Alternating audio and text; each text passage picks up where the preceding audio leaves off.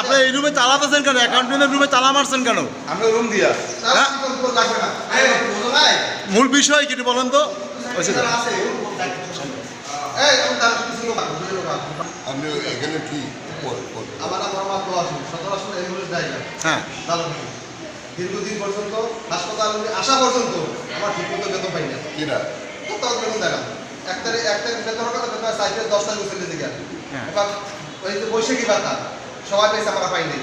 ঈদে ভাতা সবাই পেয়েছে, আমরা পাই নাই। সারা অফিস জ্বালাপানি যারা খরচ করেন সবাই এটা ভাতা পাইছে। আজকে আমরা ভাতা পাই, কারণ ভাতাটা পাবো না কেন? আমরা যে সরকারি স্টাফ না, আমরা ঠিকমতো চাকরি করি নেই। চাকরি বেতন বেতন তো দূরের কথা, কিছু দিতেছে না আমাদের। এবার বেতন যে বোনাস দিয়ে পাইবে, ছেলে মেয়ে আছে, সবাই শুধু বাচ্চা আছে, মার্ক হবে, কেনাকাটা করবে, কাপড় বানাই দিয়ে সে পারবে। সমাজ তো শেষ। আজকে 19 জন